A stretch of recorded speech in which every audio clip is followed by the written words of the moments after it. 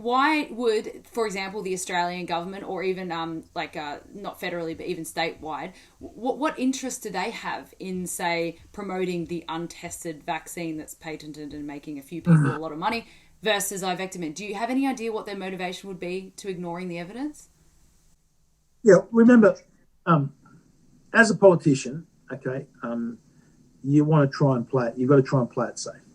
And we have these medical, we have a set medical bureaucracy. We have what's called the TGA. We've set up this national COVID evidence task force.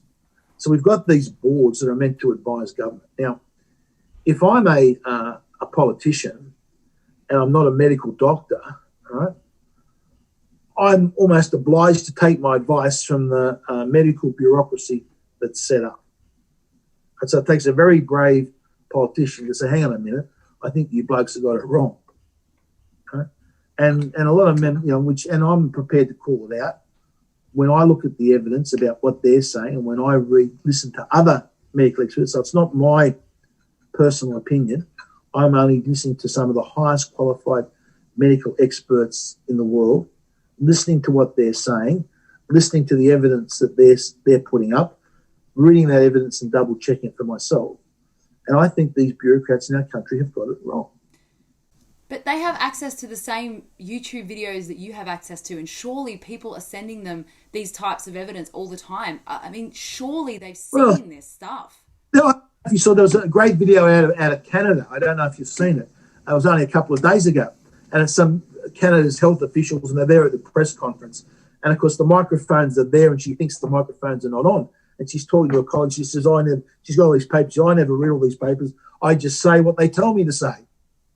Right? You've got to say, you have to find it and put it up. It's just shocking. That's what she says. I never read the stuff. I'm just told what they write down for me, what they tell me to say. So the evidence doesn't matter. And this was one of Canada's top medical bureaucrats. I think is it any different in Australia? If you watch it, you'll be shocked. You'll have to find it and put it up on your blog and on your Facebook. Craig, you're one of the most outspoken politicians in Australia. I think Bernie Finn's, he's pretty outspoken too, actually. But he's a brother. Bernie's a brother. Yeah, he's great. I love him. But yeah, so are you worried that you're going to lose your job? Oh, look, you're always putting your neck on every time you speak, you're putting your neck on the line. Because, people will dissect every word you say, and they'll misrepresent it, what you say. So often you'll say something and you'll be attacked. Hang on, that's not what I said, or that's not what I meant. Like I've even done interviews on some shows that won't be named where they put the question that I gave, the answer I gave to a different question, and they cut edit. So you do a recorded thing like this that we're doing now, and they'll then cut it up, sort of thing, to make them look like get the answers that you want. So look, every time you speak out, you're putting your neck on the line. But you've got to. What's the point of being in the job if you're not going to do that? Well, this job is a fantastic privilege. Right? It gives you a platform to speak on, and you've got to do your research. You've got your core basic principles that you believe in, that you've developed all your life from your life experiences that you've gone through, through the travel that you've done, through the business things that you've been involved in, through the family things you've done. That's your sort of basic principles. And then you research and read as much as you can, and you make up your decision, and you have to back yourself. And if that means that people are going to attack you, and you could get further up the greasy pole by sort of like, sort of towing the company line and sort of brown nose on, like, well, that's the last thing you want to do. You never know when this job can end. Your seat can be redistributed. You can be caught up in something that wasn't your fault. So someday or other, your job ends, and the last thing you want to do is to say, "Oh, geez, I wish I had spoken up a bit more on that." That would be, you wouldn't be able to live with yourself for the rest of your life. I think I share this with thousands of people, that one of the problems we have with our members of parliament at the moment is they are kind of career politicians. You lived in the world, you worked hard, you had a family business, you worked overseas, you did all this sort of stuff. So you have the experience of the people. But if you've just gone to uni and you've been primed to be a politician, you're never going to quite understand. But anyway, I will just go on to one more thing. So obviously my group, my 50,000 members, a lot of us aren't anti-vax, but we're not interested in anything being mandatory, and I think that's fair. Actually, even a lot of pro-vax people agree that, they're going to take it, but they think that everyone should have their own choice. Now, I imagine that you probably agree with this, and whether the vaccine is effective or not, and the trials are perfect or not, which they're not, because people have died and stuff. But you're going to, I imagine, stand up for us and try to make sure this isn't mandatory. Well, this is one of the coming fights of the coming year in Parliament. What's going to happen with the mandatory of vaccination? Now, over my dead body, will I vote for anything that makes a vaccine mandatory? There you go. I've said it there. Okay, good. I'm glad about that. There is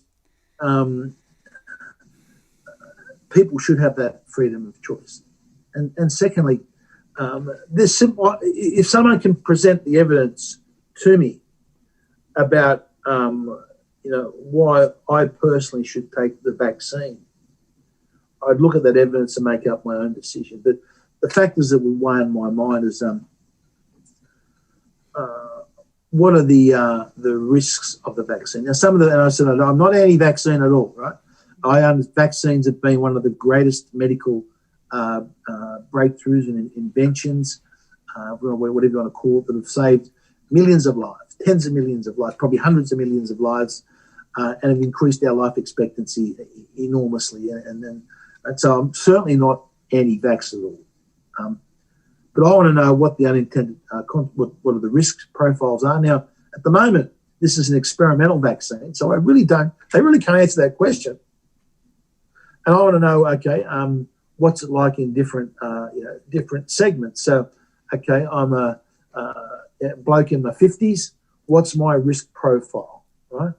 And my risk profile is going to vary maybe for a girl in her 20s or 30s that may be thinking of having kids in the next couple of years. Yeah. What's their risk profile? So that all has to be disclosed. Secondly, what's the necessity to take it? If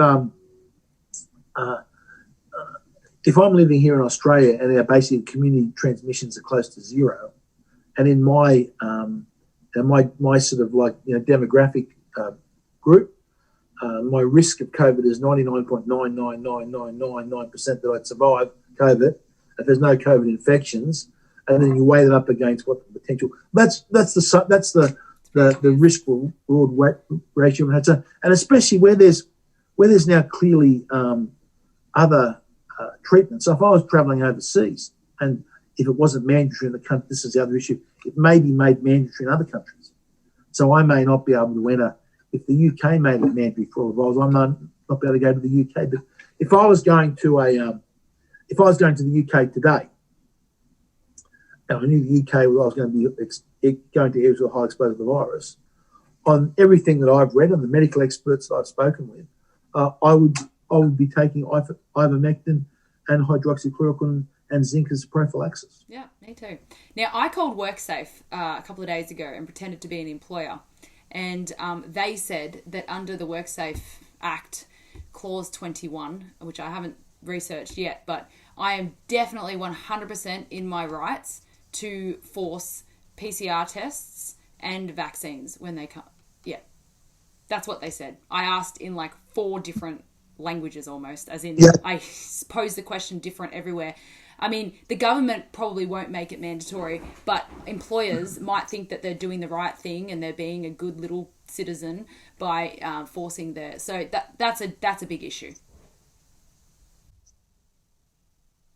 Will be. I'm just looking up in the new year. Remember, if you're a private sector employer, you've got the right basically to determine certain things about the terms and conditions of someone's employment. Whether you can go as far as making a COVID vaccination mandatory, this is going to be other big debates in the new year. It will, and we'll be obviously keeping very closely. As far as government mandating it, as I said, I am totally against that. Good. I figured you would be, but it's nice to hear it. I'm just going to... I said people should have the choice now. Remember, some people might look at them, they might say, look, I think this Russian vaccine looks promising. And they might call it Sputnik or something. And they might want to have the Russian vaccine. Or others might think, well, this Chinese vaccine, I've listened to the Chinese Communist Party and out of Beijing, and they've talked this vaccine up, and I might try that. Well, good luck to you. I mean, someone said to a smoker, they were like, why do you care about the vaccine when you're smoking, And they're like, it's my choice to smoke. That's the difference. That's the difference, Anyway, I'm just going to pose one more phrase to you and then I'll let you go. Is anyone in Parliament willing to or agree with the phrase that COVID is just a bad flu?